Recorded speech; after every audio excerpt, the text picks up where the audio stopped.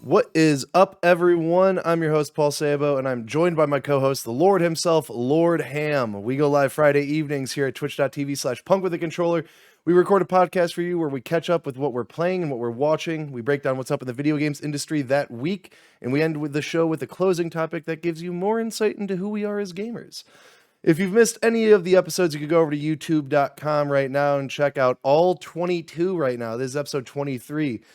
We're starting to crank through these now.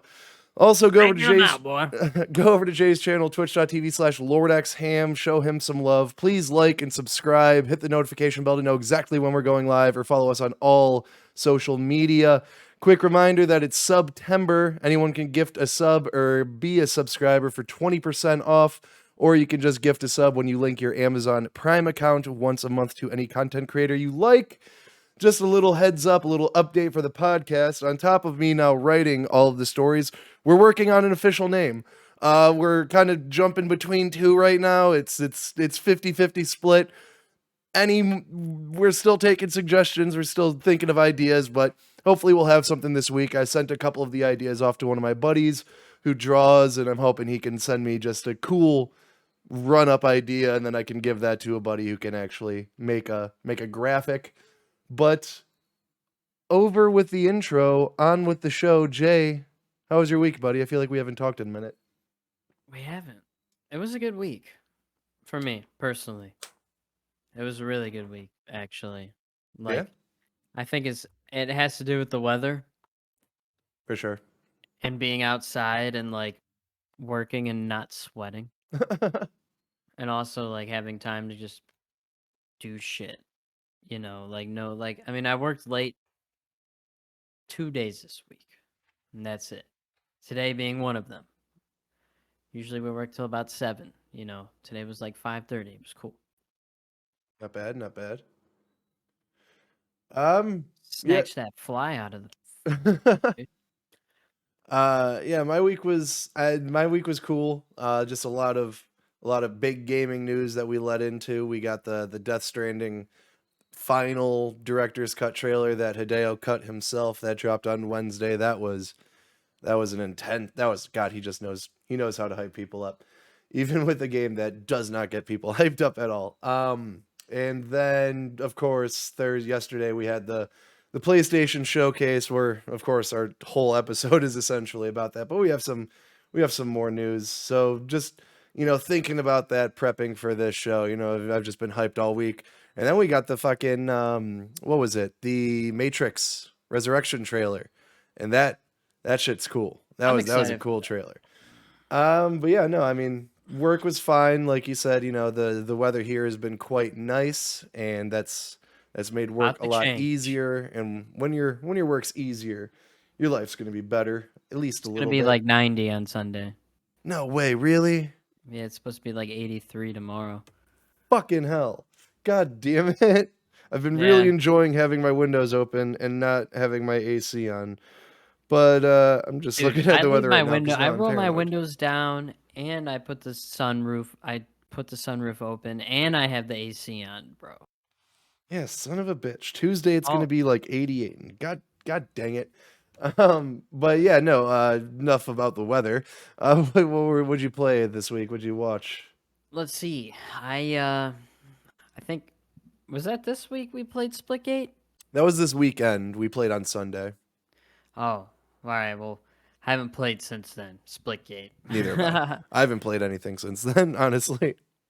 Still going on my Civ 6 play little match that I set up by myself, and I'm kicking ass. England has fallen to me. France has fallen to me. Of course France fell. India. Typical France. Oh, France was the first one. Of course. India and Russia are pissed off and warmonger. Your cities are too close together and your army is too big. I'm like, dude, it's not my fault I picked Norway. I get long ships off the rip. Of course you picked Norway. I know, well, I usually pick Teddy Roosevelt. Can't go wrong with T. Rose. You get the B-51 bomber, whatever. You get the Mustang planes or whatever from World War II. So you fuck shit up. But what else did I play? Divinity, which I actually streamed a little bit last night Oh. and beat probably the hardest fight that I've done so far. Took me like 45 plus minutes to beat it. Like in one, like I'm talking like I died a ton and like restarted it, but like the one that I won, 45 plus minutes because there Oh was yeah, so much stuff going on. that's a traditional that's a traditional JRPG battle there for you. Man, it was rough. What else? Dabbled in some Battlefield. Played song. I forgot to put it on there. I played Song of Iron. Yeah. It's been getting mixed reviews. People, you know, Not people are worth like, 20 bucks. it's short, it's got some technical issues I've heard, but it's all made by one guy, so it's take it It with a is grain made of by salt. it's made by one guy. It's cool. It just feels like a game that I would play on new grounds, Yeah, okay. if that makes sense. Like Yeah. it's beautiful. I just like really wish I didn't spend 20 bucks on it, but I had to see what it was. And it's like a cool concept. I Yeah, it's haven't just like gotten shovelware though. yeah, I haven't gotten like too far. That's like my like when I'm burnt and I need to play a game, I'll put that back on. And I streamed a lot of Valheim, like 15 hours of Valheim into like a fresh solo playthrough. Just grinding. I have so much copper to like through, but it's like just me, so it's kind of like rough. So I'm kind of like gonna stream it this weekend, but really waiting for that update when I have to relearn everything. For sure. How many Like, hours do you have in Valheim? really want me to look that up? No. Hang on, hang on, hang on. I was curious the other day too because someone came into chat telling me how to play the game. First, they're like, they Who the hell do follow, they think they are? dude. I don't know. They're like, "Can I play?" I'm like, "No." Can you read? The title says solo playthrough. And they're like, "The axe is better than the club," and I'm like, "Shut! You act like I don't have uh 186 hours in the game." Oh my god. Dude, That's most of my insane. Steam library's over 100 hours in each game. Like Tarkov, I have like 897 hours. Like PUBG is like close to 1,000 hours from back in the day. That's Yeah. ridiculous. And then we watched the same movie. Yeah, I guess we could just combine you ending with the Iron Giant and me starting with the Iron Giant. We both watched the Iron Giant coincidentally this week. Dude, it's such a Classic. fucking good movie. Classic. I I just like, all right, here's my issue with, like, not an issue, I guess, but like, I don't know if it's just the way I think and the way I do things now, but like, it takes a really good movie to like get me like sucked in and lost because like me nowadays the whole time I'm watching I'm like how did they do that? How did they shoot that? Oh, that was a really good shot. The lighting there was sick. Like I think of that stuff and Yeah, with the Iron Giant the whole time I'm like this art style is so it was like the last of its kind for sure. before Pixar It was like and that DreamWorks, it was like Titan AE, Road to El Dorado. What was the Atlantis movie? Um Atlantis. yeah, all right. Yeah, there you go. Or yeah, I think it was just Lost City of Atlantis. Yeah, it was like one of the last of those kinds of animated movies. And yeah, no, I remember when I first saw the movie, I saw it in theaters. we saw it at a Yeah. drive-in. Which when you think about it, that is like the best place to see that movie. Yeah. Um, but yeah, no, like you said, the animation, I just think it holds up so well. The story is really like it Like I do not remember it's dark. like the entire third act of that movie. Like I haven't seen it in probably like 10 plus years. Well, And I remember the ending bringing me to tears and it being like a meme that like, like you want to watch a grown man cry, put on, the Iron Giant. But I totally underestimated how powerful that ending message of that movie is. but like I actually, funny we talk about this. I had a conversation at work today about the movie, and I asked a buddy. I was like, "Hey, do you remember this movie and or Iron Giant. He's like, hell yeah, I did. And I was like, dude, like, it's such a dark concept For sure. on how like, and it's such a Makes like sense. nuclear war bad, like Yeah, it takes Cold place War in the bad. 50s.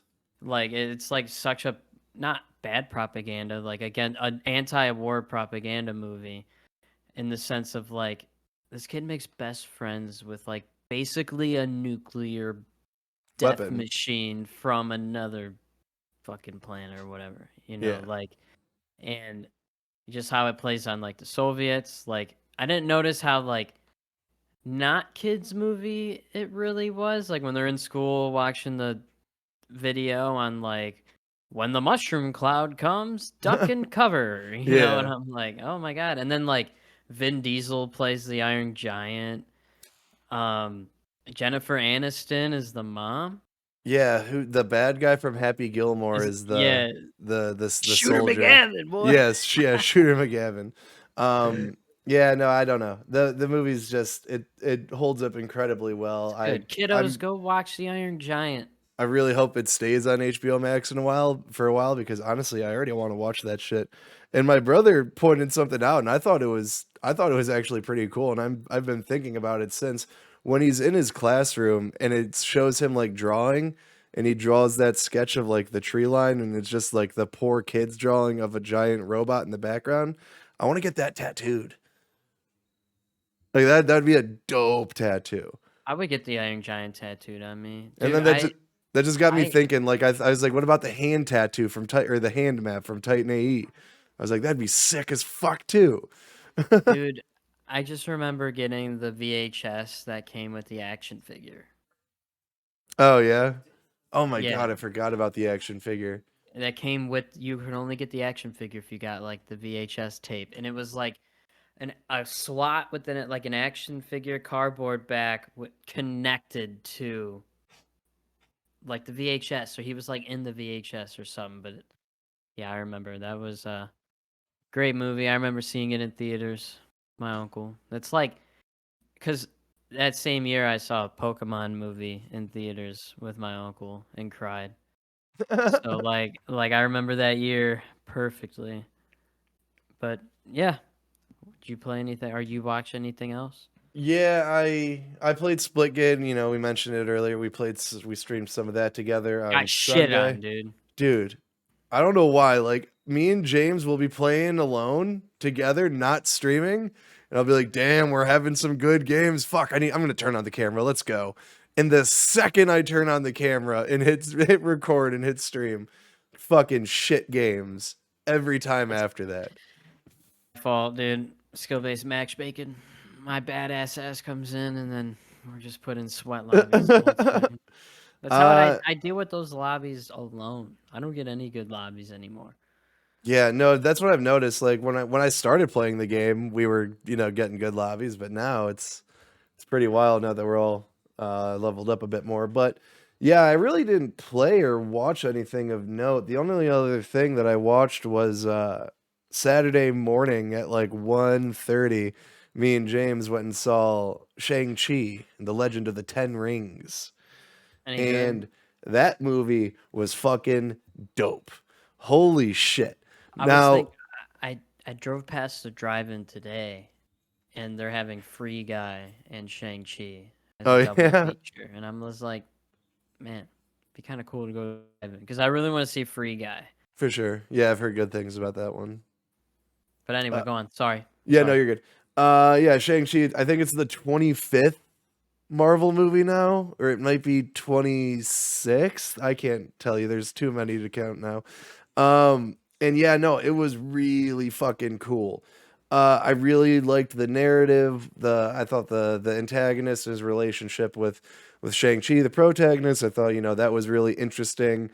I felt like it started to fall flat as the movie went on. Like, so I want to say right around like that, like the 45-minute hour mark, I was just like, yo, I don't want this movie to end. This shit is like really cool. And like like the fight, like since I think the actor's name was Simu Liu. Um, he was doing a lot of his own choreography and a lot of his own stunts. So him doing that, they were able to do a lot of like, one shots with a lot of the fights. Because like a big issue that the Marvel movies have is that when it cuts, or when it cuts during fights, there's just so many cuts because they're jumping between stuntmen and the actual actors.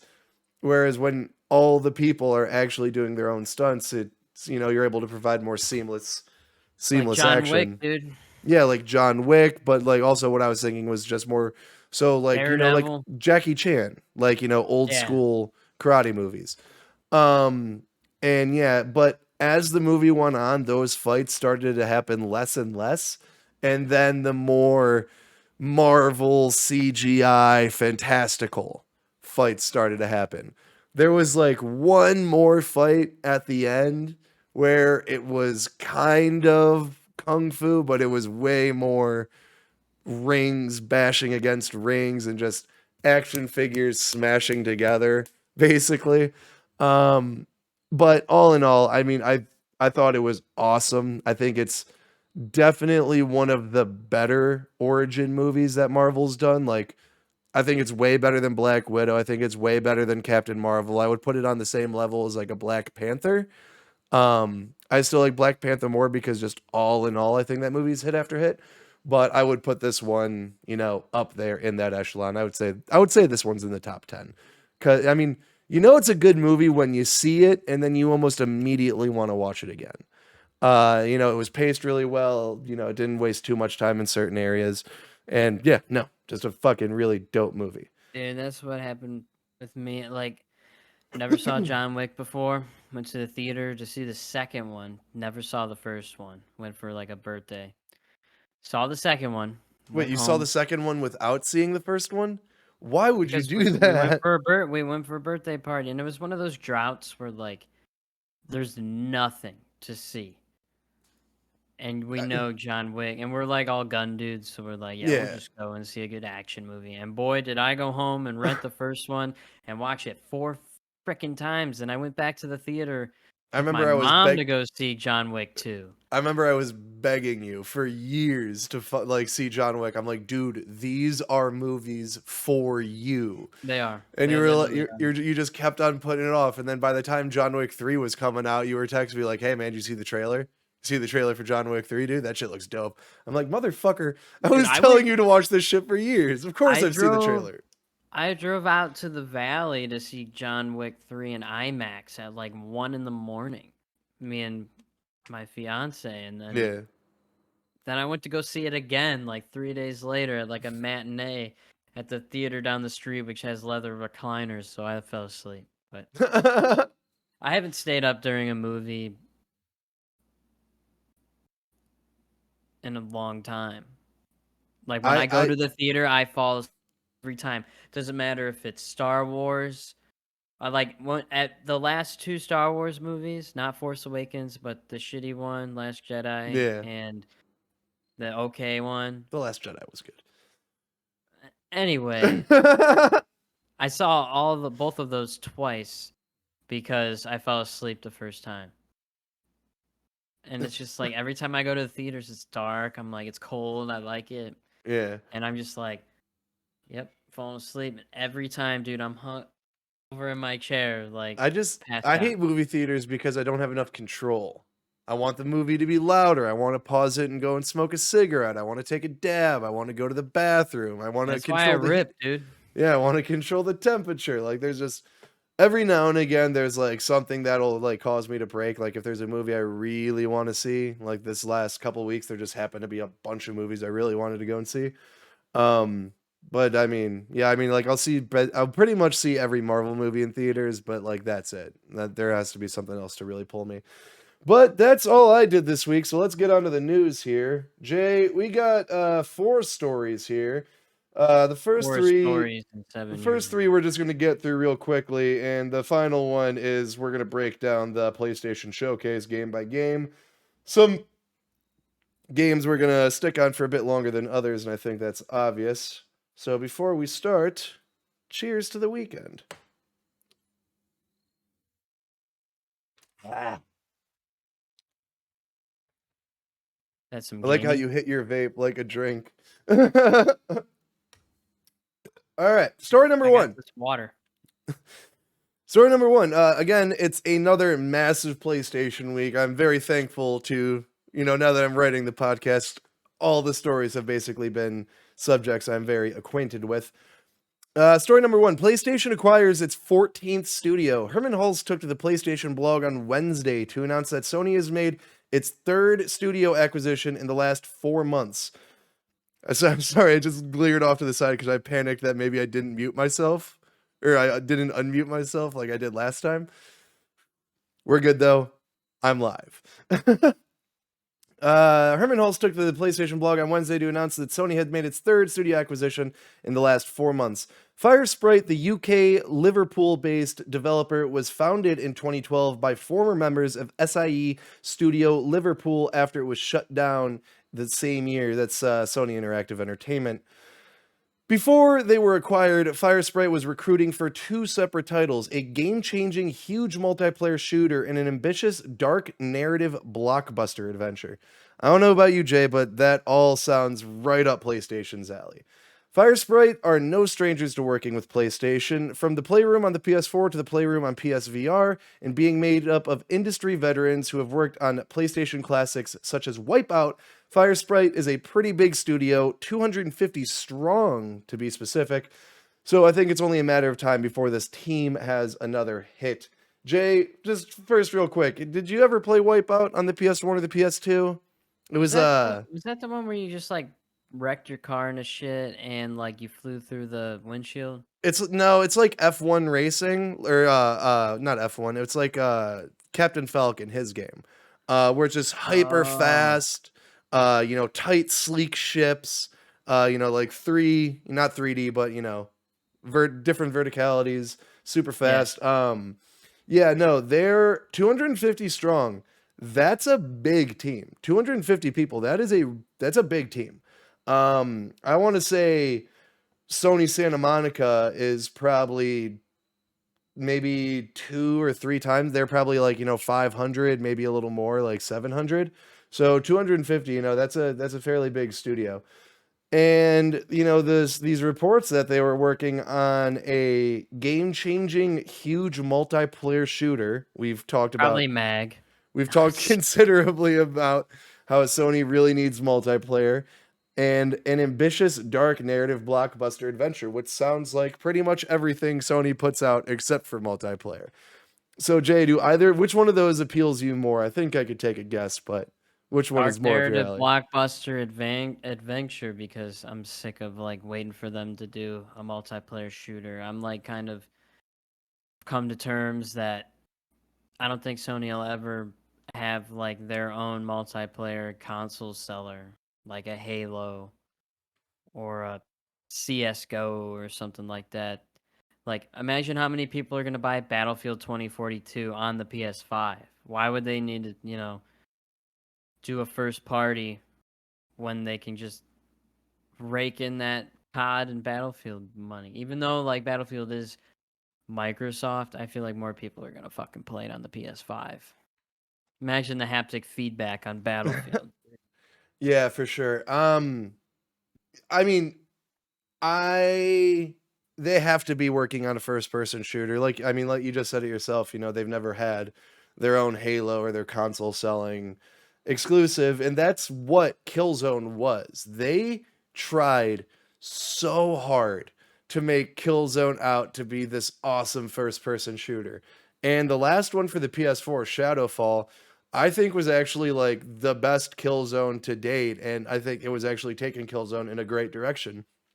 I am so much happier that they moved on to Horizon, but I mean, they really are lacking in any sort of first person shooter or multiplayer game. So I'm actually surprised. I thought you were going to hit me with the game changing multiplayer game because we know that they have acquired a couple studios specifically for multiplayer games because in first person shooters, because I think they've even realized that they don't have any.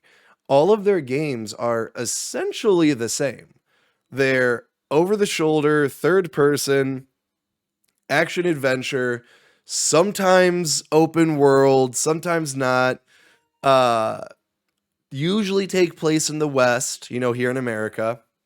So, sometimes a lot of times post-apocalyptic. So, I mean, we got Death Stranding, Spider-Man, The Last of Us, Uncharted, Horizon. Ghost of Tsushima takes place in the East, but it's still the same thing as, everything I just listed there. The Order 1886, Ratchet and Clank. That's more of a 3D platformer, but still over the shoulder 3D semi open world. All of them incredibly narrative driven. So if they can take the narrative driven, the quality, that Sony has, like, yeah, they're 250 strong, and they were recruiting for these couple games with the funding behind Sony and just Sony's already partnerships, how they can sort of outsource this game to their other studios to help them work on it, like Nix's. That could really, I feel like this could be a really really big game. And like I said, these are veterans of the gaming industry. These guys go back to the PlayStation 1 working on Wipeout, so they know what they're doing. And the Playroom was nothing. I mean, you might remember the Playroom. It was that pack in for the PS4. It was really nothing. But the Playroom's actually a lot bigger than I think people give it credit for, because the Playroom is what basically is like the skeleton, or like the guts for Astro. And Astro has become a mainstay on the PlayStation. There's Astro's Playroom, which is the PS5 pack-in, and it's fucking incredible. It is an incredible 5 hours. So I'm looking forward to see what this team has. I imagine we're pretty far off from us seeing anything from them, but they should have something cool to show eventually. Story number 2. Jay, Sony must have been lost in the woods, because they backtracked hard on those Horizon upgrades. Upgrades, I guess. Do you remember last week when we were talking about that fiasco with Horizon, where you either needed you just couldn't buy the game, you couldn't upgrade for free, essentially, and it was fucking terrible. Well, let me see here. Let me just read what I've typed up. If you remember last week, it was revealed on the PlayStation blog that to upgrade your version of Horizon Forbidden West to the PS5, you would need to at least purchase the Fuck You Pay Me Bitch edition. It's not what it was called, obviously, but I can't remember what it was called, which cost $80 US. Now, after a weekend of fan backlash, Jim Ryan took to the PlayStation blog to announce that they will be going back on what they had said prior, and all PS4 versions of the game will be able to upgrade for free. But all cross-platform first-party studio games, for example, Gran Turismo 7 and the next God of War, will require a $10 upgrade fee from the PS4. Personally, I feel like this is fair. You're essentially just paying the difference. Next-gen games are going to start costing $70 US. But other people in the community seem to be finding this upsetting when looking at the competitors. So when you look at what Microsoft's doing, their upgrades are free just all around. But they're done making games next gen, or they're done making games for Xbox One next year. So I guarantee you they're going to go up to $70. So that's, just kind of my response to that. But Jay, how do you feel about this kind of reversal and what they announced here? Backpedaling at its finest, dude. Trying to weasel out more money, and everyone's pissed. The thing I find funny was IGN took to their Instagram page and was like, listen, this is all you have to do. Don't buy the next gen version of Horizon, just buy the PS4 version and upgrade for free. Yep. Even IGN made an article and post about that. And it's funny, last week I was sitting here thinking, is there a way to get through this? If you buy the physical $80 version, do you get a code for the PS4 inside the box? Because if that's the case, both you and your friends spend $40. But at this point, no, everyone could just buy the game for $60 apparently. And I mean, even Sony's got to realize that they're taking this quick little loss, and they're just going to make up for it with these next few games. And I don't understand the people being upset by the $10 upgrade fee for the next 2 games. You're literally just paying for the difference. When I buy Gran Turismo 7 and God of War on my PS5, I'm spending $70. I'm getting all the features, and if you want all of those features, you're gonna have to spend $10 more. What stood out to me the most was that he said all cross-platform first-party studio games moving forward. So he's implying that more games from the first party are going to be coming backwards, or going to be coming to the PS4 after Gran Turismo and God of War. Now, we'll get in, spoiler alert for the showcase. Gran Turismo 7 got a release date of March 4th, 2022. Horizon's coming out in February, just a month before. We could assume that they'd want to give God of War a bit of space from those two. So I'm imagining late summer, early fall, so August, September, about a year from now, we'd be seeing the next God of War. So that means potentially in 2023, they are still going to be making games natively for the PS4. That's insane. Now, I didn't include it in Guess you can't get a PS5. I didn't include it in the news story this week, but there's Toshiba, who's one of the big makers of a lot of the silicon, they make a lot of tech for these consoles, and they were saying that they could see the shortage going into 2023 now, which I'm like, you guys were saying you could see it going into 2022, and we're not even there yet. So let's stick with that one for now. But I mean, I'll reiterate it. Getting a PS5 is not any harder than it is than getting any other console. You just have to want it enough. Yeah, I know when you go on bestbuy.com at 4 p.m. on a Wednesday, it's not available. And when you walk into Walmart and you go to the electronics section, They're it's at not Walmart right now for $800. Oh, really? But it's a bundle, right?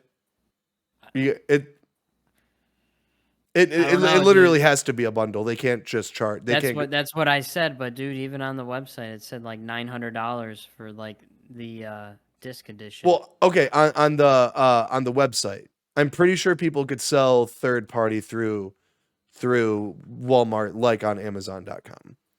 So that might be it, because that's illegal. You can't go over the MSRP. That's what I said. So it's either a bundle or it's a third party seller on that one. But yeah, no, I mean, I've said it before, I'll say it again. Follow Wario64 on Twitter, follow Shinobu on Twitter, and just hit the notification bell on their accounts so you know exactly when they tweet, and they will let you know the second that one of these websites goes live with pre-orders. You can make an account, put the thing in your cart, and have all of your information in there already, so that at the time of that tweet, you just pull up the app and hit go. Keep a tab open on your phone. It's what you do for every other console, believe it or not. So we're like, okay, in 2020, if fall 2020, or I don't know, late summer 2022, if we are still completely on shortages of these PS5s, then yeah, I'll be like, all right, now these things are just fucking ridiculous to find. But as of right now, not even a year away, not even a year into the console's life cycle, they're not on store shelves. That's not crazy. That's not out of the ordinary. Story number 3 is a quick little one. I thought this one was fun, and I thought it had potential for yesterday, but sadly it was nigh. Is Twisted Metal set to make a return? On the latest Giant Bomb video show, Jeff Grubb said that the car combat game was early in development and represented Sony's strategy to release games alongside their movie and TV projects. This would align with the confirmation that Sony is working on a Twisted Metal TV show back in 2019.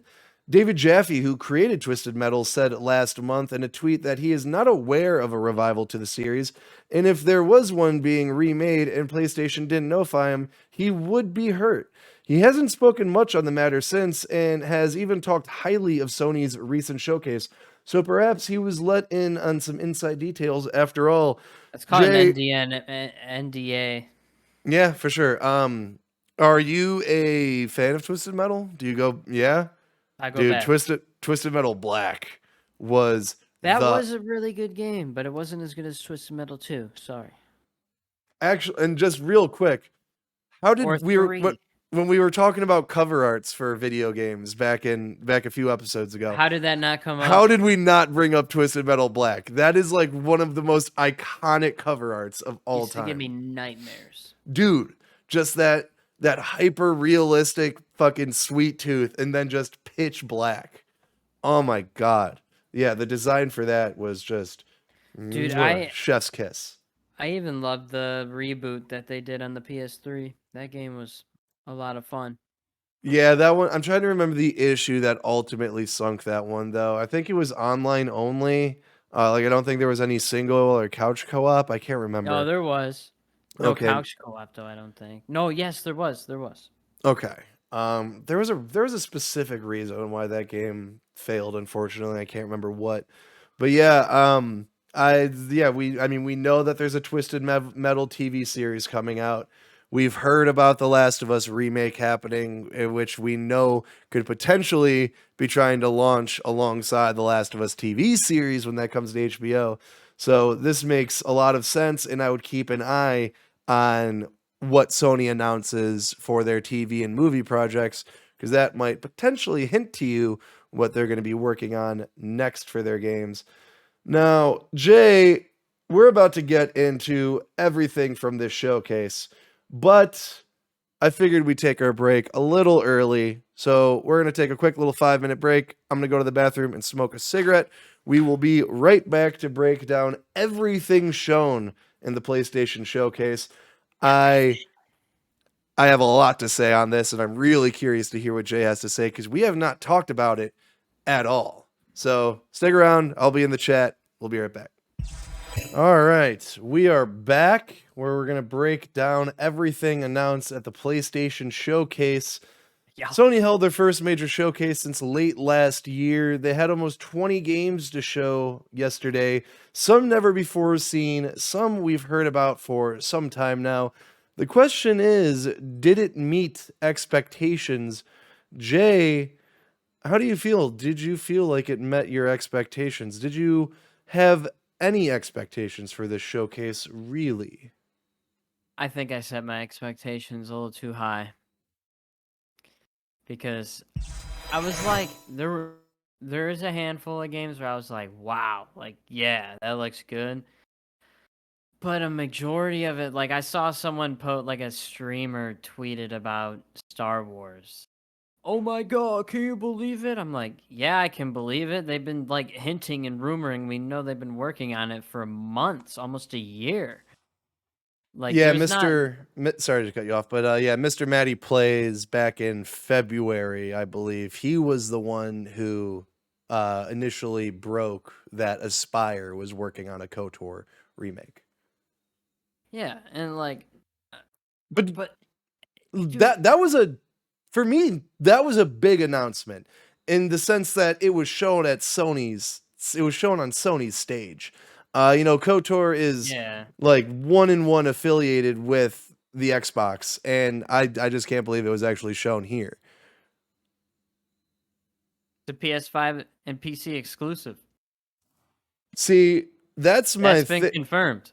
Well, that's my thing. If you are interested in my initial full reactions, you could go over to our YouTube channel where I just uploaded my full reaction to the whole live showcase. You can go and check that out, skim through to the individual games and see how I reacted to those. KOTOR was just like a really, really big thing to open with. And yeah, I mean, again, I can't believe that they got it on their stage instead of on Microsoft's stage. I figured this would have been something that Microsoft would have killed to have on their stage. But, after them acquiring Bethesda, Sony really needs Western RPGs. Yeah, But Sorry, I kind of got mixed up there and I got lost. But what I was saying is, if you did watch my reactions, I opened up with some new predictions that don't count to our actual predictions on this show, and I did a list of things I don't want to see. And one of the things, my final closing thought of what I didn't want to see is I wanted Sony to announce what they were going to announce on the stage. And that's like, if you remember the PlayStation 5, when that was revealed, the reveal event kind of just ended. And then, like a half an hour later, Jeff Keighley tweeted out that PlayStation 5 pre orders are now live. And then, like 10 minutes after that, a PlayStation blog post came out summarizing the whole event. And at the very bottom, they're like, oh, yeah, PS5, their pre orders are live right now. So they are so bad at, like, just putting out information in these showcases. And what I'm just taking a really long time to get at is it's a timed exclusive. It's not specified how long it's timed for, but yeah, it's only a timed exclusive on the PlayStation. Actually, I'll be playing it. I didn't play it back in the day because I had friends that played it on the original Xbox, but it just the turn-based combat wasn't for me. You know me at the time. I wasn't about turn-based combat. I wanted to play Halo Yeah, for sure. That's and yeah, that's a just big deal for a Halo. lot of people. But now that Divinity's like games, I think I'll really enjoy it. For sure. It's in, Divinity is turn-based, but I mean it's a different type of turn-based. Traditional turn-based combat and these kinds of RPGs are it's a lot more it's weird to say, it's Like turn-based, but Pokemon? it's a lot more action oriented. Yeah, sometimes I would compare it more to a Final Fantasy, to where like you're like, it's not like you go and then they go and then you go and then they go. It's more like your attacks have timers and their attacks have timers. So like they could attack you twice essentially in like one move depending on what they use. Um but yeah, let's just go down the whole list in general. For me personally, just my quick run of the whole show, I thought it was great. I thought it was a great showcase. I thought it started really strong and then it teetered off very quickly. And then they kind of just whipped out 8 minutes of what the fuck games.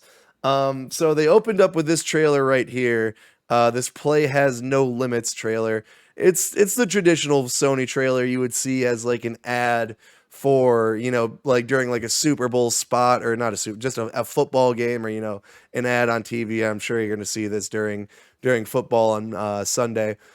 But I think it's a really cool trailer for a couple of reasons. Is one, Sony's really good at, oh shit, what up? Thanks for the follow.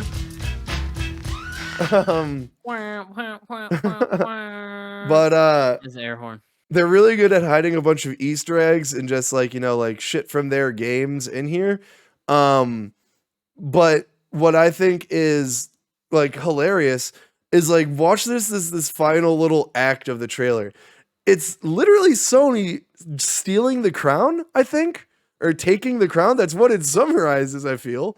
Or like they're taking the crown back to the people. Like, I don't know what this is supposed to represent. I don't know if it's supposed to be some kind of fuck you to the competitors, because Far Cry 6 actually threw some shade at Sony recently. I don't know if did you see that tweet? No. What happened? Yeah, just really just kind of, going off the rails real quick.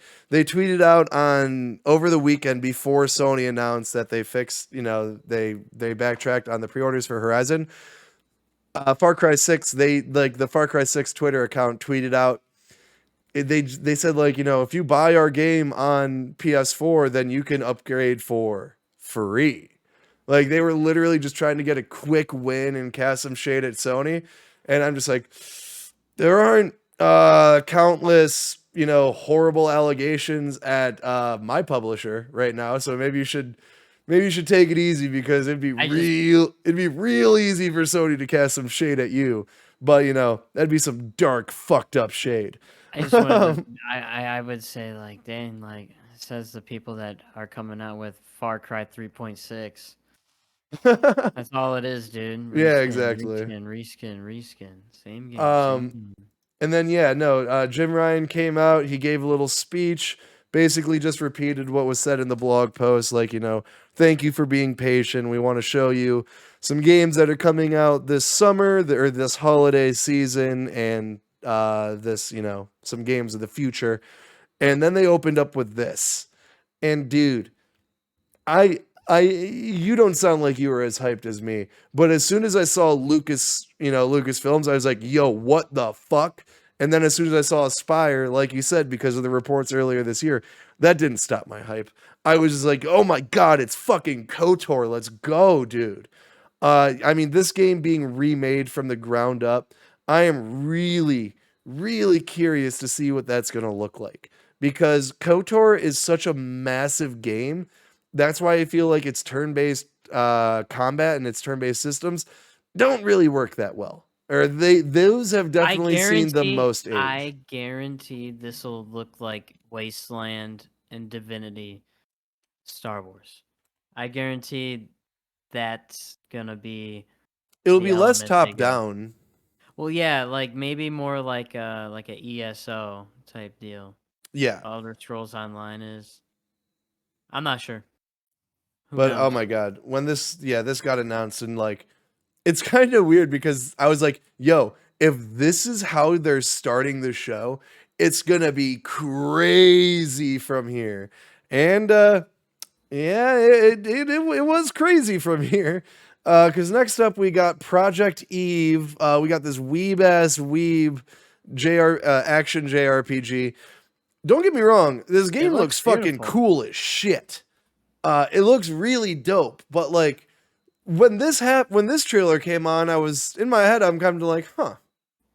I'm like, all right, like this is what everyone's been hyping up for a long, all week. We've had the Andy Robinsons, the Jeff Grubbs, the Jason Schreiers. Like, you're gonna want to take lunch off for this showcase because, oh baby, is this gonna be one hell of a gameplay showcase? And it's like, all right, don't get me wrong, this game looks really cool, but I didn't know what I was so fixated on what it was that I was distracted by the fact that it's just something new entirely. Like at first I was like, is this like a new Bayonetta or some shit? Or God, Look at that looks that. fucking horrifying.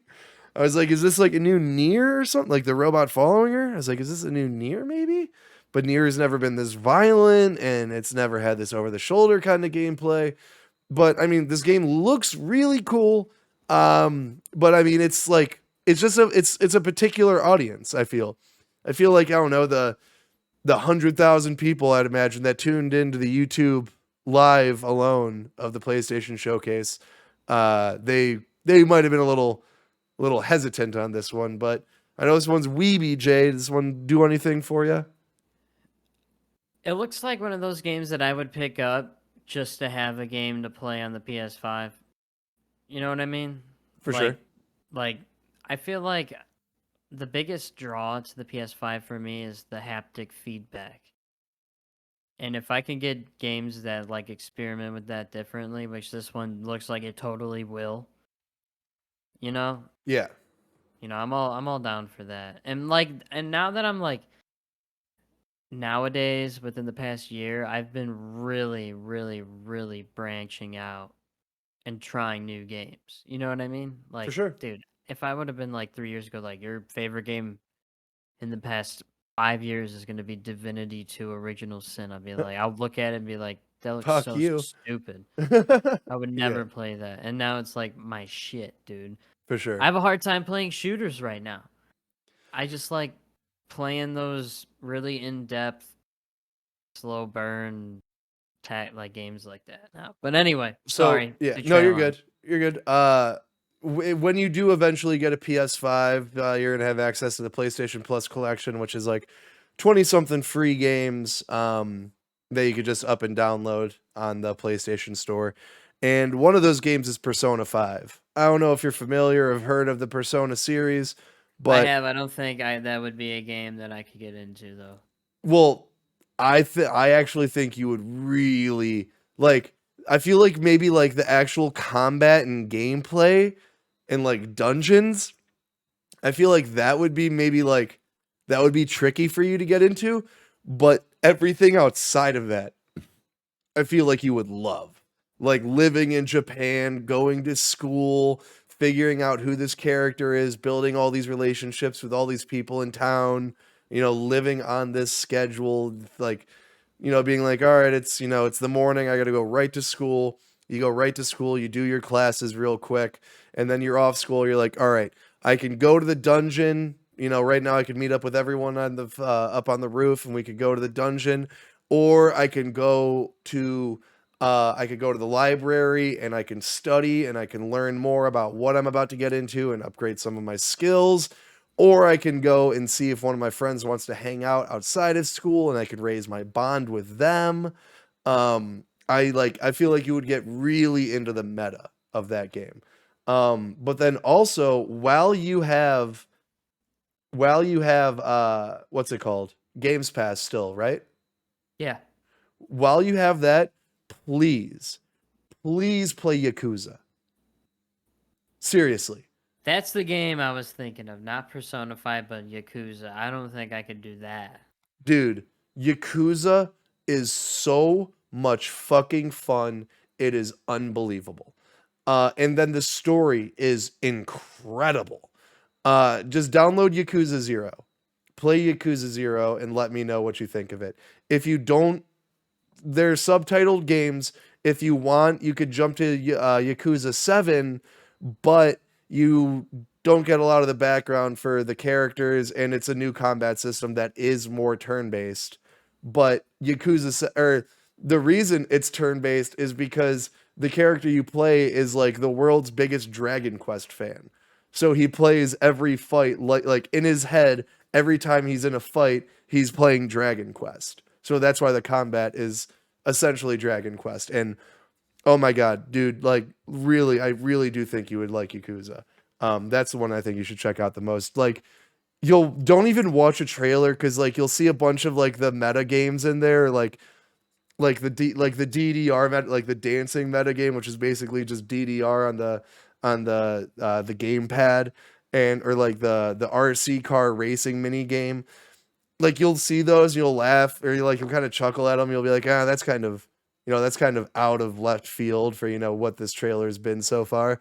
But you will get so invested in those mini games. You're like, yeah, I'll try it once, and it's so fucking fun. I spent 40 hours running the nightclub alone in Yakuza 0.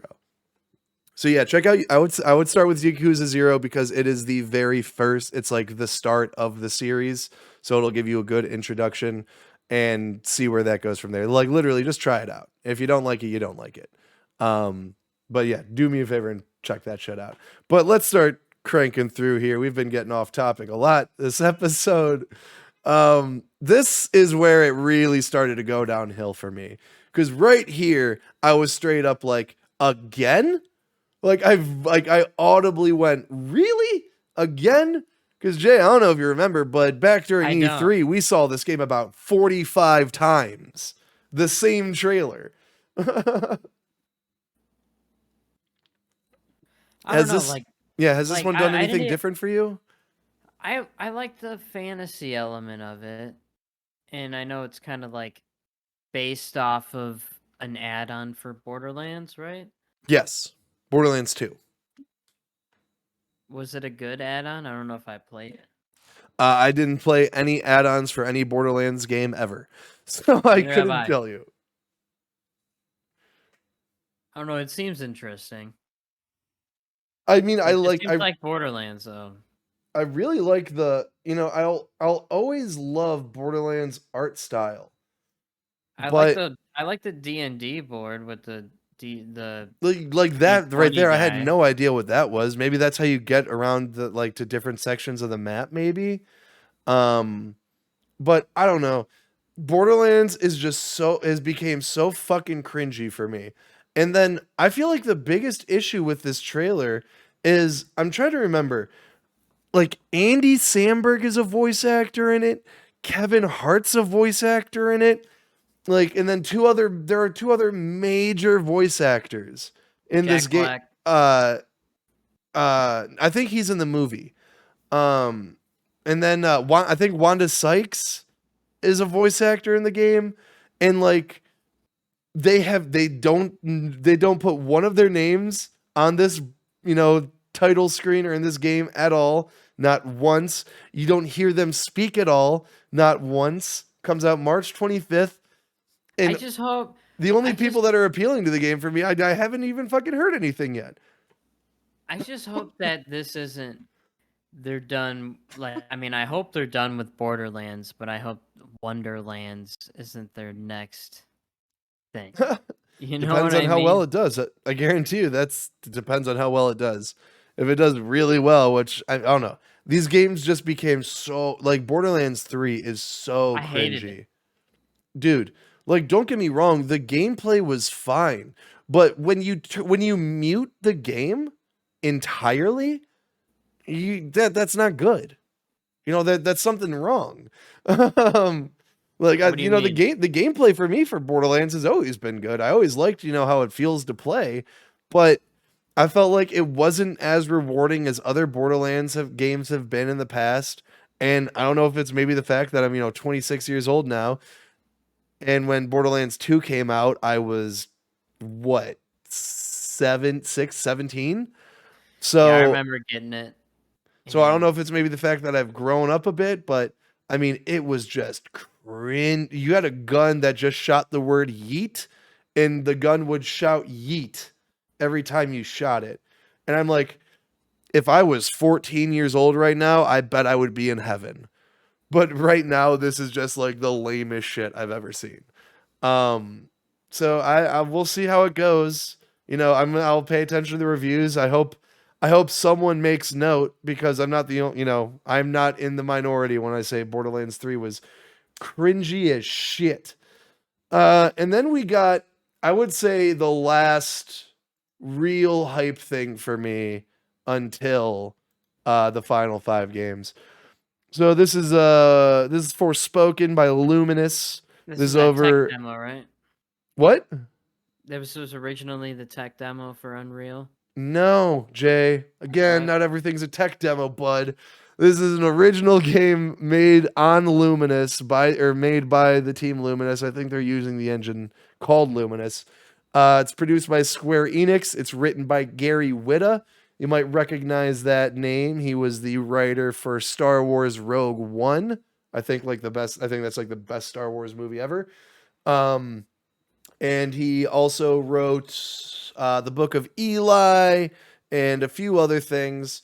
And the team Luminous, they originally one of their most notable title, I would say, was Final Fantasy 15, which I feel like you see a lot of Final Fantasy 15's just particle effects and gameplay style. I feel like you see a lot of that inspiration, and combining that with Gary Whitta's writing, I think this game is going to be fucking awesome.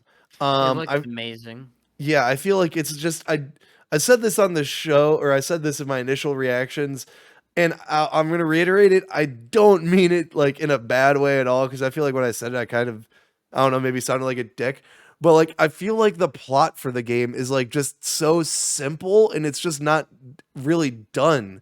Where like we either get a modern day game where a woman has superpower, or where a person has like powers, or a fantasy world game where a person has superpowers, not a person from a modern world being transported to a Final Fantasy like world and getting these powers and being like, holy fuck, did I just stop time? Like, what the fuck, I can fly?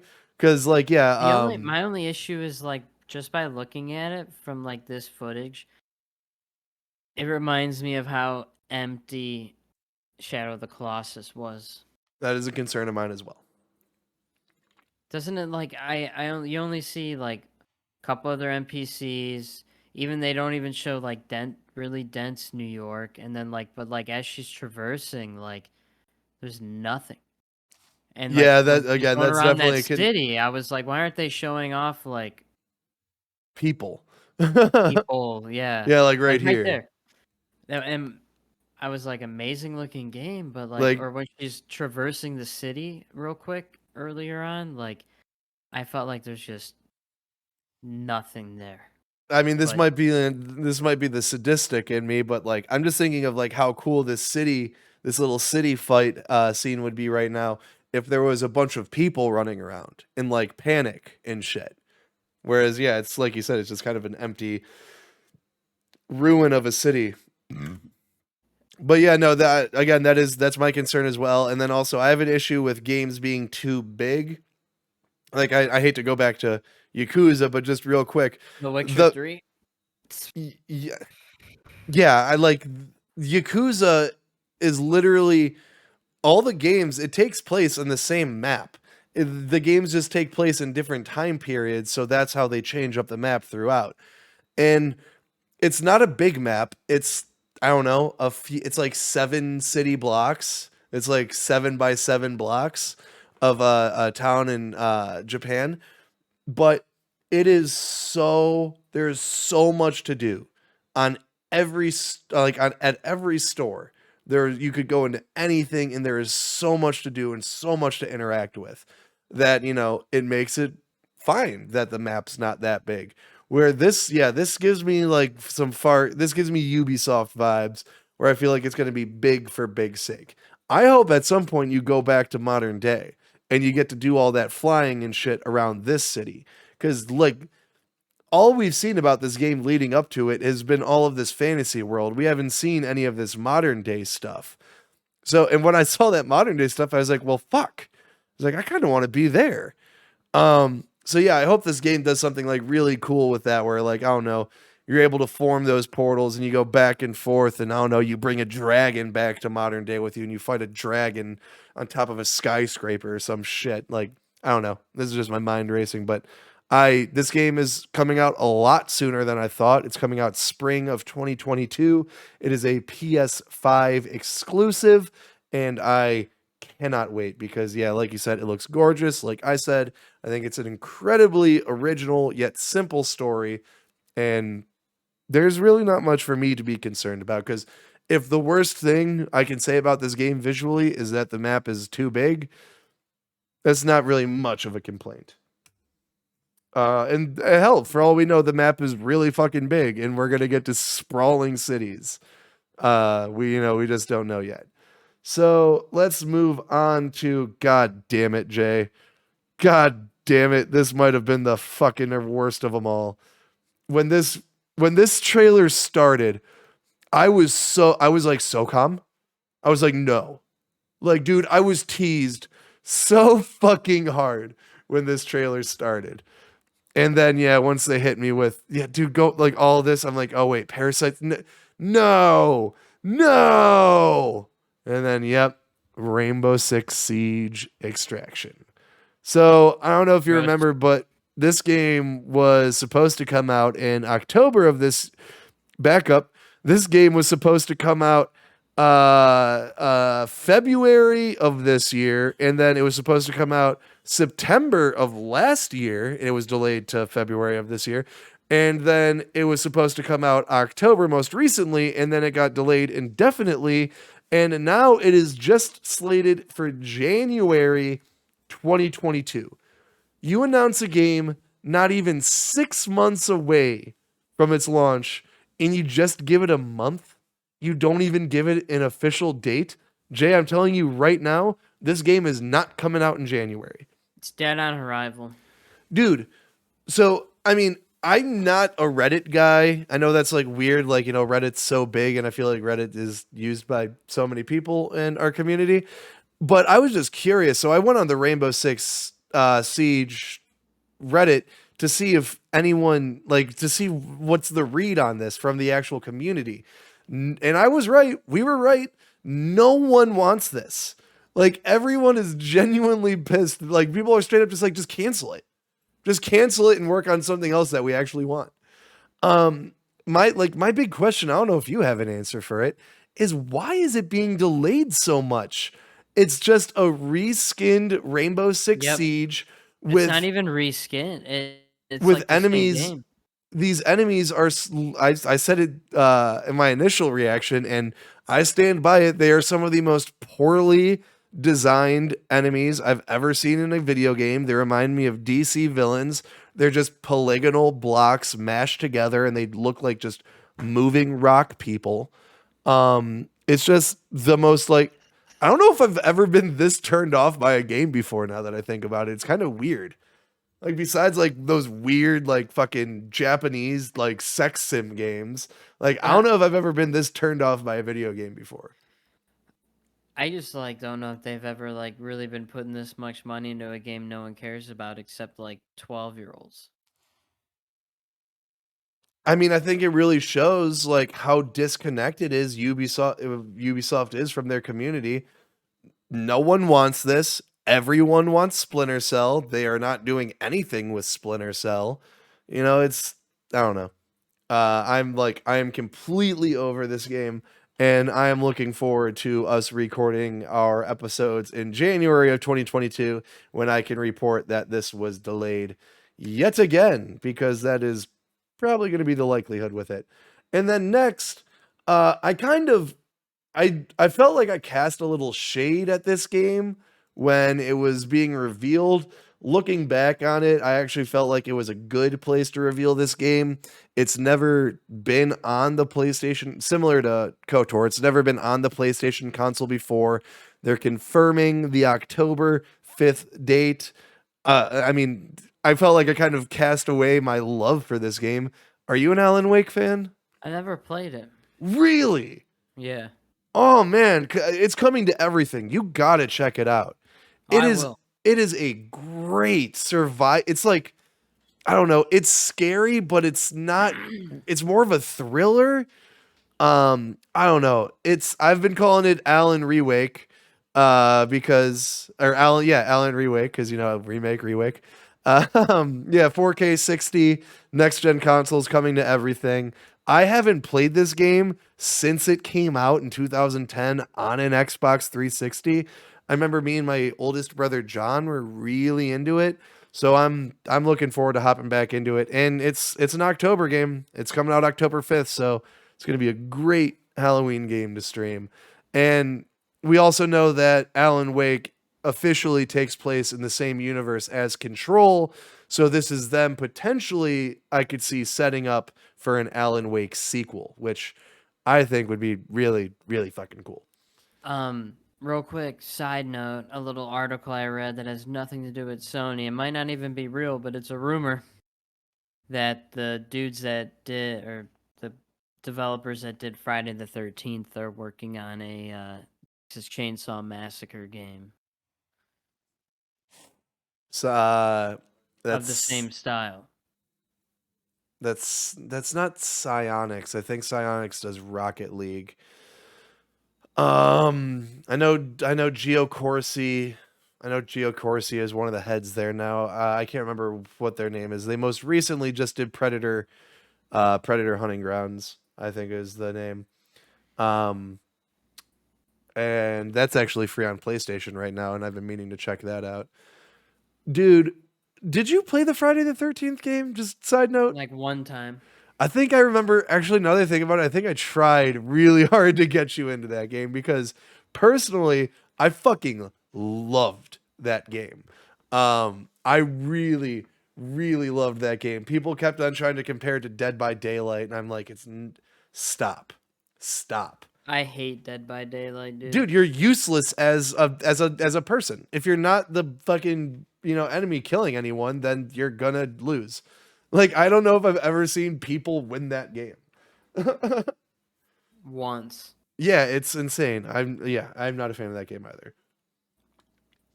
But yeah, this coming out in October is really exciting, and I'm really happy to hop back into that when that does come. But then, Jay, we got something that disappointed a lot of people for one reason and disappointed me for another. We finally saw the GTA remastered trailer. It's coming out November 11th on everything, basically. People were really upset with how it looks visually. I'm not surprised. I mean, it's just the PC version. I don't know why, I kind of put out in the water that, they're going to be remaking GTA 5 in the Red Dead 2 engine That's why they're taking so long. But yeah, no, that was that was obviously completely bullshit. But yeah, no, people are more so complaining about like how it looks visually. My biggest issue is that online doesn't come until March 2022. And let me Why? see if they even say March, because I kind of remember them just straight up saying online or just spring 2022. But I for me that was really annoying because I don't want the campaign like at all. Yeah, March 2022. Okay. Like I'm buying the game so I can finally fucking play my PlayStation 4 character, which is high leveled, who owns everything on 60 FPS, because if I could have transferred my character from PlayStation to PC, I would have done that a long time ago. You can't. Um Well, I did from the Xbox. yeah, there was a period where you were able to. In 2017, they stopped you being able to transfer characters. I don't know why, but they did. And it is incredibly frustrating because now I got to wait until 2022 to play GTA Online again. And I don't know, fucking cast some shade at me or whatever if you want. I love GTA Online. GTA Online is my destiny, is my, persistent universe, whenever a new heist is out, that's a new raid. I don't get why people don't see that. But yeah, I'm a little annoyed by it, but this was half of one of my get hype predictions. But then you got anything you want to say on this one? Eh, Cash grab. Yeah, for sure. I mean, there's no denying that because they totally could have just updated the game, give it a patch. Right. And I guarantee you, like, they're not doing that in the sense of I have my GTA 4 physical copy on my shelf over there from when that came out in 2014 on PS4. And I guarantee you, if I put that in my PS5, I'm not going to get some sort of free update option. But moving on from GTA, we got another look at Ghostwire Tokyo. This was a game. This is by Tango Gameworks. They did Evil Within and Evil Within 2 most recently. This is one of the games that's by Bethesda. It's like, the final exclusive game that's coming out to the PlayStation consoles along with Deathloop. And me personally, I just am completely turned off by this game. Me too. I feel like the trailer that they showed us initially, like this game for me is just a perfect example on why you shouldn't trust CGI cinematic trailers, because it just doesn't represent what the actual product is. Because this game is not what that CGI trailer was setting up that to be. And this shit just looks, I don't know what it is. I don't get what this game is. It looks really fucking weird to me. Does this game appeal to you at all? I don't get No, not at all. like I feel like the art style is trying really It's hard. giving me motion sickness. For real, dude. Like this game is going to be a nightmare for people with epilepsy issues. Just everything is flashing colors coming at you in blocks. Like Eh, I don't know. I pass. am not excited for that game. We'll see where it goes. If it comes out and it's getting fucking tens and tens and tens, then maybe I'll start to check it out more. But looking at that, I'm like, man, you guys did Evil Within and Evil Within 2. Those are like some of the best original survival horror games to come out in a long time. And now you're coming to this, like that's kind of lame. What do we got here? And then next, Jay, I want this fucking game to be really good so badly. Guardians of the Galaxy, we got a new trailer for this, a bigger look at it. And this was the start of Sony's spree of Marvel games. I think they're starting to kind of try and develop their own universe. But Yeah. I know you're not a fan of the MCU, so you're probably not too familiar with who the Guardians of the Galaxy are. But looking at this game, does this appeal to you at all? No. Ah, you're crazy. I don't know. Maybe that's just me, being a big Marvel fan or MCU fan. But yeah, like just seeing this, gets me so fucking excited. Fine. Cosmo! How you doing, buddy? Yeah, it just looks like everything I want from a Guardians game. Some people, I don't know, people need to make up their minds about Chris Pratt. Everyone's like, fuck Chris Pratt, he's got all these bullshit views. But then this game announced, and they're like, who's this dude? He looks nothing like Chris Pratt. This is weird. Where I'm just like, get the fuck over it. This, I don't know. I can't wait for this game. They're doing the kind of Telltale series game where the way you interact with your party members is going to affect their relationships with you. So the way you do shit, might change how they treat you later on in the game. If you ask them to, do something, they might not do it. Shit like that. If you force them to do something, they might not be willing to help you out later. You play as it looks like you play as Star-Lord the whole time. I'm pretty sure. I don't think you swipe between characters at all. You might for like some combo moves, but overall, I mean, this game just looks sprawling, and it's like I could see 50-50 with this game where it comes out and it surprises people and it's really fucking good, or it is not good at all. But you got any final thoughts on Guardians of the Galaxy by Eidos Montreal? No, there's better Marvel games to be talked about. Oh, wait, hold up. That's weird. There's no Xbox logo down here.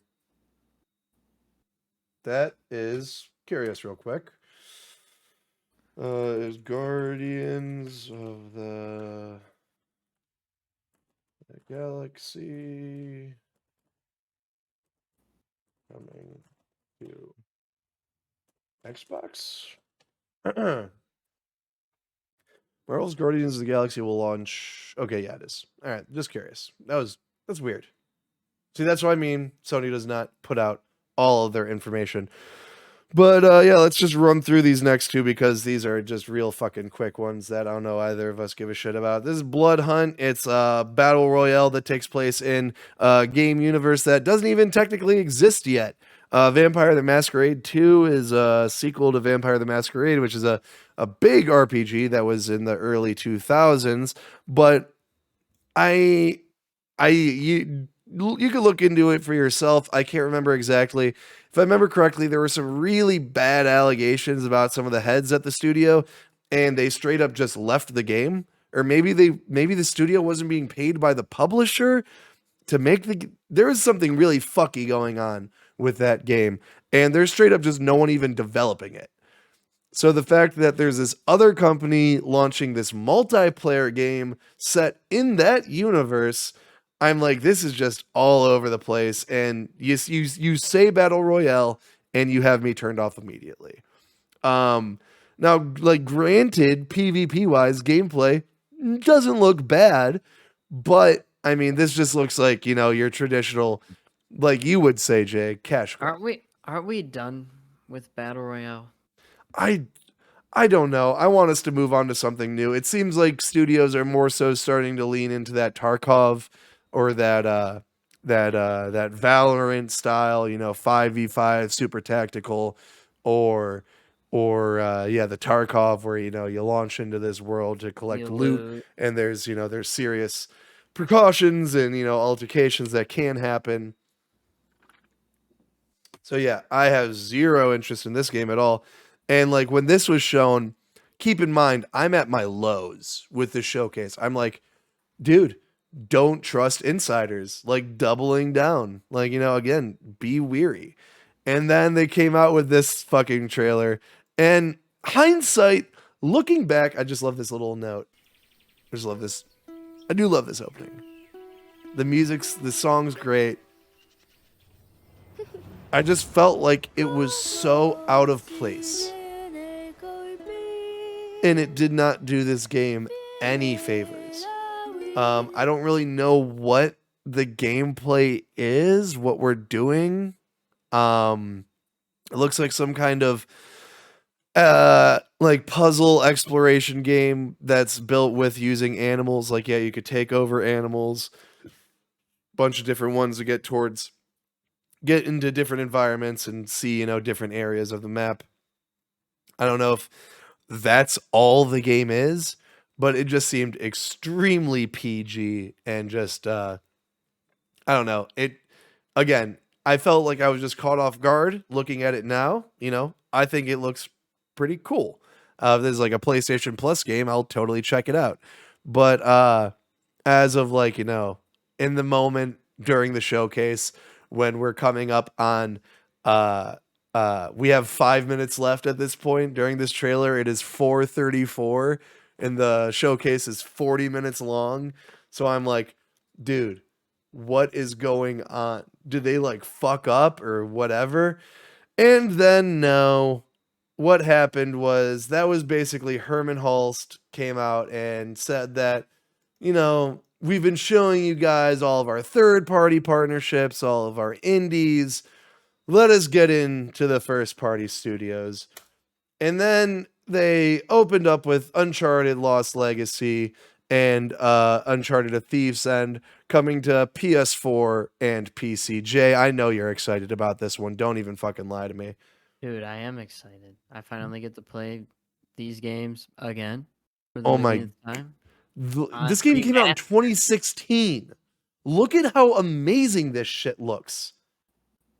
2016, this game came out. This shit looks like it came out yesterday. Yeah, I know, dude. I'm excited as fuck. Yeah, Uncharted 4 for me is personally my favorite Uncharted. Lost Legacy. My Fun favorite is fact. the second one, dude. Fun fact, I still have never played Lost Legacy. Neither have So I. this sounds like the perfect way to hop in. It's coming in early 2022. No official announcement on what the purchasing is going to be like, whether it's just an upgrade to your PS4 version with a fee or it's a full new purchase. My guess is it's going to be a full new purchase. But yeah, that was announced and I was like, okay, we're going somewhere. And now, Jay, this next trailer, Oh my god. I am going to play the music for, because when this started, I was, it opens up with the PlayStation Studios and then the Insomniac games. And I'm like, already? This team put out 2 games in 10 months, in 3 games in a year and a half. Give this team a breath. And I'm like looking at it, I'm like, first of all, I have never been so excited and happy to see a cowboy hat and a flannel t-shirt sitting at a bar, Jay, because as soon as I saw this, I was panicking. I was like, wait. You see the Easter egg right there? Yeah, Hulk 181. Issue 181 is Hulk being introduced in the X-Men. So there is some speculation that the Hulk is going to be in this game, which, what the fuck, Jay? Oh my god. Are you serious? So yeah, going into this, watching right now, going through my mind initially, I'm thinking, is Logan coming to Spider-Man 2? If Logan's in there, it's got to be rated M. What are you doing to me, Insomniac? And then he hits you with the shink. Where is it? Fucking God! And then Marvel's Wolverine. Dude, It's going to be an exclusive to the PS5 from Insomniac. There is very little information out about this game. It is very far away. And I mean, it's so far away that there's a strong, goal going out there right now where people are really hounding Insomniac to get David Hayter to voice Wolverine. And he even tweeted himself, quote tweeted the outcry himself saying, "Hey, Insomniac, get at me. I'm available. I'd love to do this." Fun fact, David Hayter, voice of Solid Snake in Metal Gear fucking Solid. So picture that voice, deeper, more rabid, and that's fucking Wolverine, I dude. hope they go balls to the walls with I want to chop some dudes in 3 pieces type shit. Here, you give me your hype features I for gotta the go Wolverine game. I gotta grab another drink. I was about to say the same thing. All right, well, All right, he loved. All right. Anyway, I am super hyped about this. In my opinion, this is like my most anticipated game from the announcements. Um, I'm a big fan of Wolverine and all the Wolverine movies. I did not play the X-Men Origins Wolverine game or whatever, the really brutal one. Oh my God, you didn't play that? It flew under my radar, like at the time. Because it's like a movie licensed game. I know that Yeah, game that's flew why I didn't under play it. everyone's radar. That game is so fucking good. I know. If they take anything from that game or any Wolverine game prior, it's the fact that your health bar was your skin in your body. So when you were basically just running around as an animanium skeleton, you knew that you were about to die. So like you were fucking going at someone with like a fucking bare hand animanium skeleton with like skin falling off and like half your head is missing. And then yeah, it was violent as shit. You would fucking stick in and rip someone in half, fucking throw them apart. That's what I'm saying, dude. This game has to be rated M. And the setup for this trailer, for me personally, tells me it will be rated M. Because Yeah. I mean, this is just a violent trailer. It's not bloody. There's no action, but this is a violent trailer. I played the last one I remember playing was way back on the PS2, X-Men or Wolverine Unleashed, I think I remember that one. X2, around when that came out. I played that game. Dude, that game was I have fond memories of playing that game. So yeah, That started my love for Wolverine. yeah, I can't fucking wait for this game. If you would have told me, if you would have wanted to make a bet with me a week ago, what Marvel property Microsoft would get as an exclusive, I would have said Wolverine. But here Insomniac is fucking doing Spider-Man, Miles Morales, Logan and Wolverine, potentially having the Hulk in there. You got the licensing, or you got the marketing rights for Guardians of the Galaxy and the Avengers. Dude, Sony is setting up their MGU, their Marvel gaming universe, which personally I am all fucking for. Are you kidding me? Let's go. I want a new Punisher game, dude. I was thinking about that. Like, since there's no more, Logan coming to Xbox, I was thinking, what other Marvel game would I like to see, or who would I like to see do what? And Jay, I was thinking personally, what if the Coalition, the guys who did Gears of War, what if they did a Punisher game? That'd be sick. Yeah. Just an over the shoulder, cover based, violent as fucking hell. Well, remember the original? Yeah, on no, the we've PS2? gloated about that plenty of times. Great game. Hey, I gotta go throw a pizza in the oven. All right, so yeah, I'll talk this one through because Talk I can't about imagine you have good too old much to say about Hey. GT7.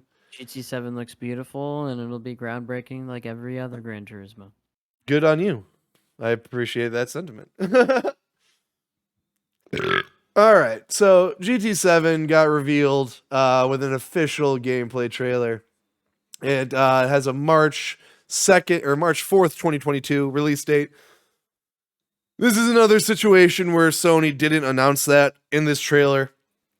They put it in a blog post shortly after. It's like, why? Why do that? Jesus Christ, I'm burping like a motherfucker. I got a hiccups or something. And yeah, like Jay said, this game, Forzas have always been really groundbreaking.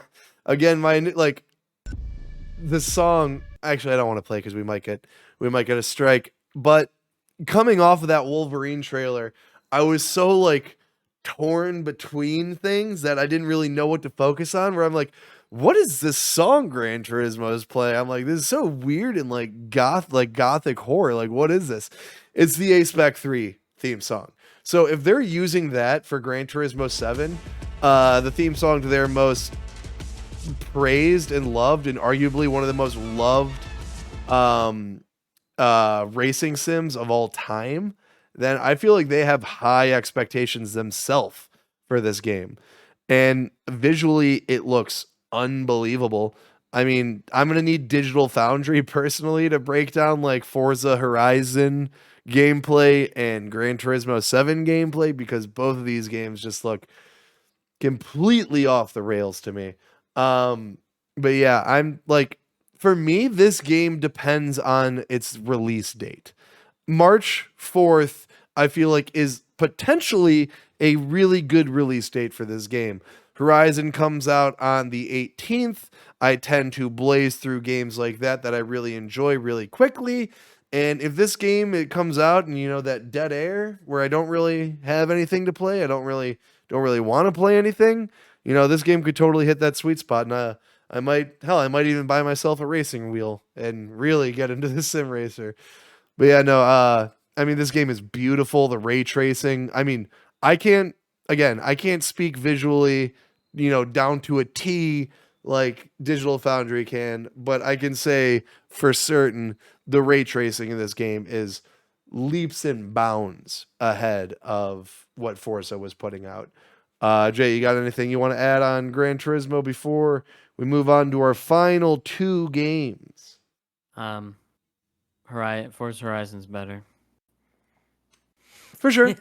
I'm just. Well, no, I mean, like, as a sim person, like, it probably is. I'm not sure. That's why I'm really excited to see how this game does. Like, these two games are gonna be button heads. Well, Forza Horizon's not a sim. People always forget that. The next Forza game that'll be a sim it's Forza Motorsport. Yeah, Forza Motorsport, then Forza Horizon. Horizon's more like simmy, but more like Need for Speed, in my opinion. Open world. The driving though. It drives like, that. Like, like I get what you're saying. Like, yeah, like Need for Speed. I would more so think of like, like what you're referring to. I'd more so think of like a Burnout or a Dirt or something. But no, I would still say Horizon is definitely a sim game. But let's get through these last two real quick.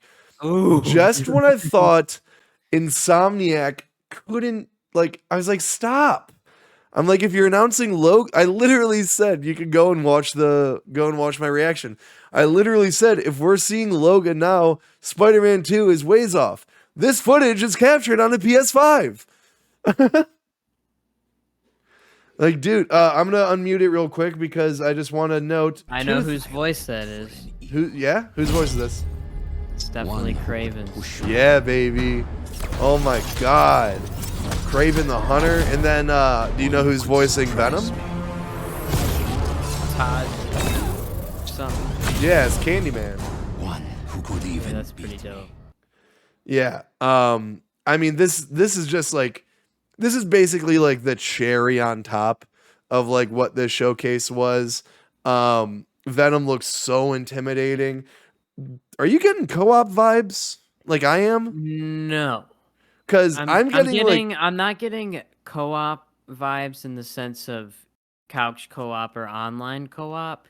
I don't think there will be an online part of it, but I'm sensing like you'll be able to switch between Peter and Miles. See, they just recently, Insomniac just most recently put out Ratchet and Clank Rift Apart, where you jump between two characters in two different universes. So I was thinking, what if, one of the plots for the game is that Peter gets the black suit. That's how his powers are. Because going, like, when I finished Miles Morales for the PS5, Miles Morales' moveset was so different and so unique and just way better, frankly, than Peter's. Peter had a few gadgets that he could bust out, but it was nothing compared to the Venom Blast and lightning, like 9 fucking enemies, or turning invisible in the middle of nowhere and just sneaking around everyone and, beating the shit out of people invisible. Yeah, I still have to... I really want to play Miles Morales. I 100%ed the first Spider-Man in every DLC. Yeah, so, like, I'm thinking, like, if we're going to Spider-Man 2, how are you going to make Peter, cooler? How are you going to give him new movesets? What you do is you give him a symbiote suit. And then what you do is you make him the bad guy. And then what you do is you make Miles the good guy and you play as them both. Now, granted, I don't know if I can't say that's exactly how that's going to go, considering the fact that, we do have an official Venom here. But we also hear Craven in the, narrating the trailer. And we also know that Venom is Harry Osborn, based off of the final, the after credit scene of Spider-Man 2018. And then uh minor spoilers for Miles Morales, but their after credit scene is almost the same after credit scene as Marvel 2018, but you see it from the perspective of Harry, and you see that the doctor that's working on him is what's his name? The Lizard Man. He's got one arm. I can't remember his name. Dr. Connors. Yes. Rick Connors. So yeah, you see, so he's could potentially also be in it. So this next game, I feel like, is going to be massive. Well, What? Why are we getting a double here? What are you doing here, Haas? I'm confused by you, Haas. I got my eye on you, Haas. But yeah, you got any more final notes on this Spider-Man trailer before we might move on to the final reveal? Well, with the interview with the voice actor of Venom, they asked him how long he was working on the game, and he said he did voice lines for 2 months. He said the game is massive. All right, what is going on? And why are we getting double?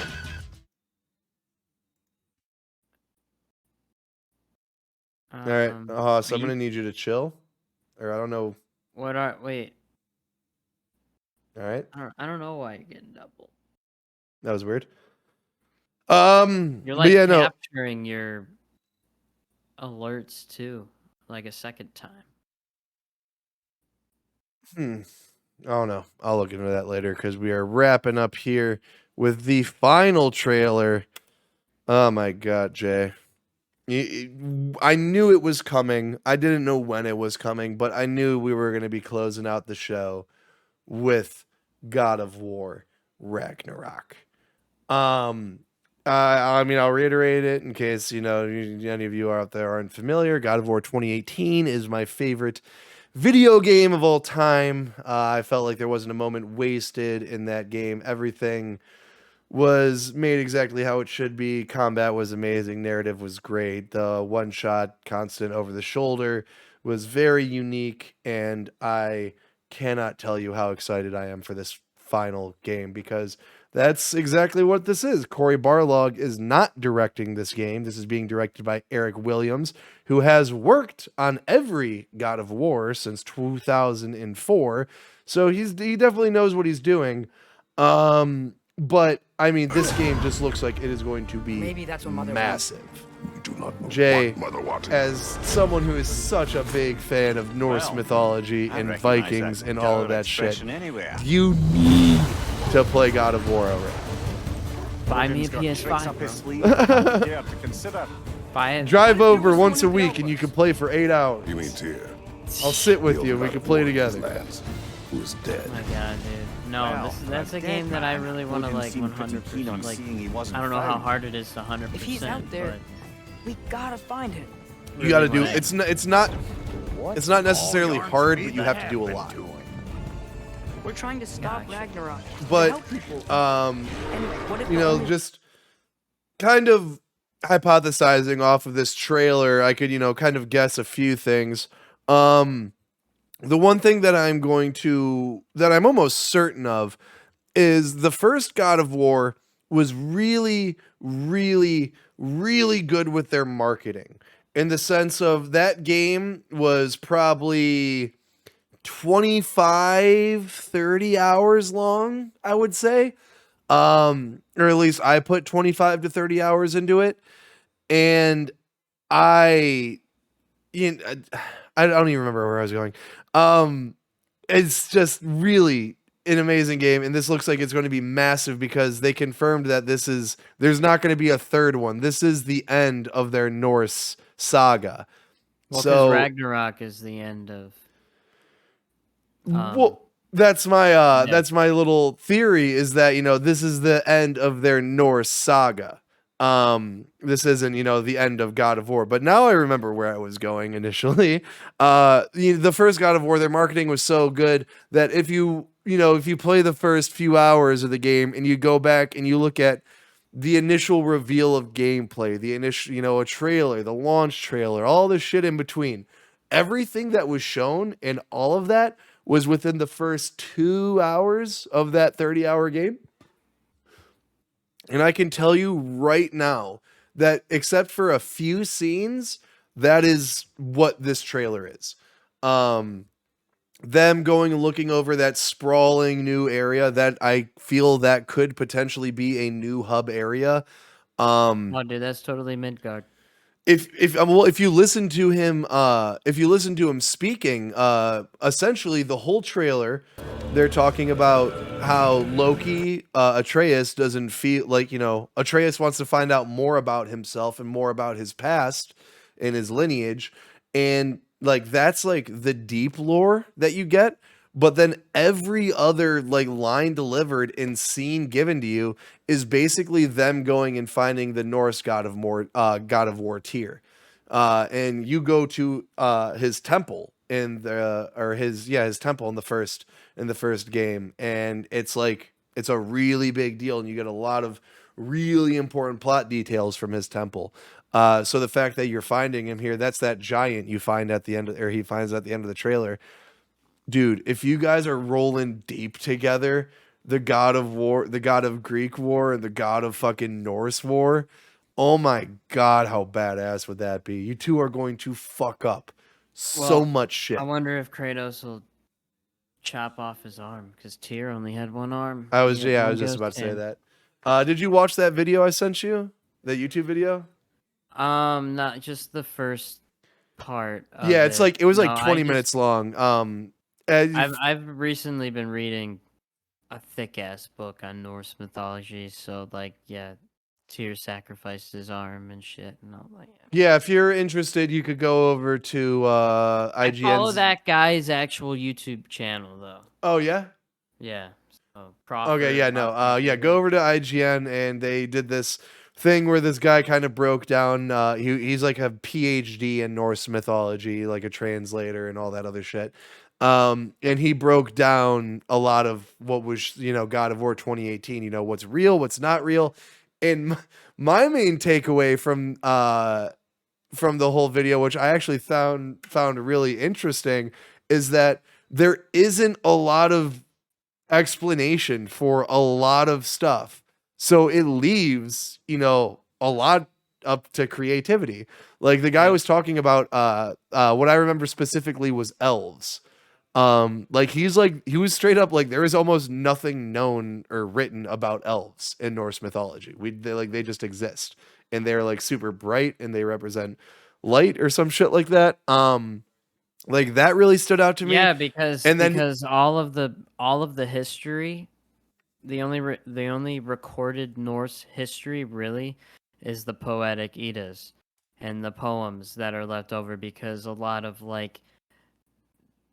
the Old Norse had poets following them, creating poems and songs and stuff, and they didn't really have. It wasn't like King Alfred that had recorded history. You know what I mean? Yeah, for sure. Real quick, there's just an image of Thor in the game, and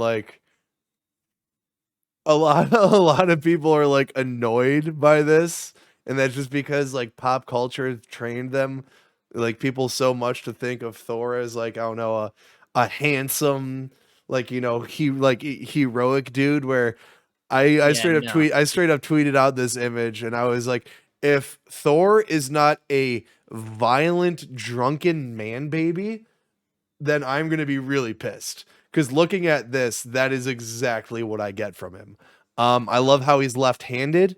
Thor in the MCU is right-handed. I love how he's actually left-handed because he is in the North mythos. And just one more thing I wanted to point out that I thought was actually pretty funny, that PhD dude pointed out, is that tattoos didn't like exist in Norse mythology or just in Norse in general. He's like, there isn't even a word for tattoos. He's like, they weren't a thing. So the fact that all of these dudes are like completely covered head to toe in tattoos, he's like, I don't really know where they're getting that. But yeah, I mean, seeing Thor represented like this just makes me double down on how much I love what they're doing with their Norse universe, because Cory Barlog talked about how when he directed God of War 2, that he was, when he was writing the Greek gods, he was treating them as like, these upper echelons, what you think of gods, where, they're sitting up in their pearly white palaces, and their pristine glowing gowns, like just Definitely not the gods. Norse gods, though. Whereas he said I wanted to go the exact opposite with the Norse gods, where his biggest inspiration for Balder and Thor and Moldy and everyone else he features in the game was Hunter S. Thompson's biography on the Hells Angels in the 1960s, where they're just drunken, violent bastards, really. And I'm just like, God, that is so fucking cool. I mean, yeah, in history, Loki, transformed himself into, was it like Thor's girl, like Thor's, like Freya or something, Thor's wife, to get back at and fuck Thor, and was like, ha ha ha, I'm Loki. Like, oh my God. Yeah. That's like written. That is like that's part of wild. their history. Cause yeah, what was it like Balder? Balder's the big villain in the first God of War. And like the big thing with Balder is that he starts Ragnarok, dude. He can't die. His death starts Ragnarok, but he can't die except for mistletoe. Mistletoe is his one weakness. And what they in Norse mythology, the reason why Freya, or the other woman, I can't remember her name, Frun or something like that. Yeah, that's it. They give or they get Balder his immunity ability because he's the most beautiful and everyone loves him.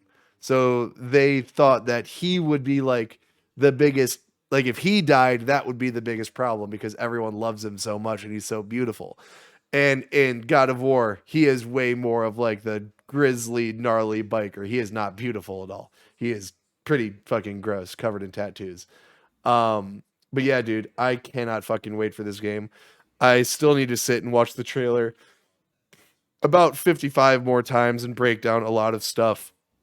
Cory Barlog not directing it does have me a little upset, but it is a tradition in Sony Santa Monica to where you'd never direct a game back to back.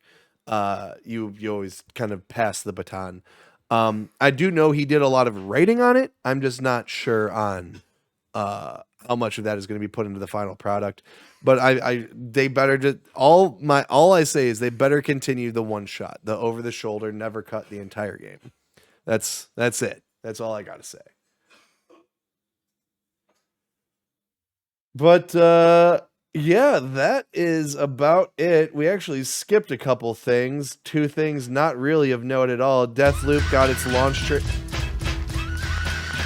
all right, this is a I gotta block this person or some shit because this is a fake account or something. That's annoying. But yeah, I left out two things. Deathloop launch trailer. Figured that was going to be shown. I was annoyed that was shown. It was like literally a 3.5 minute long trailer. But yeah, just final note, that'll be out next Friday. We'll see how that goes. And then Radiohead cross Epic. They're doing a Kid Am, which is an album that they did from the 90s. It's Kid Am and then space Nisha.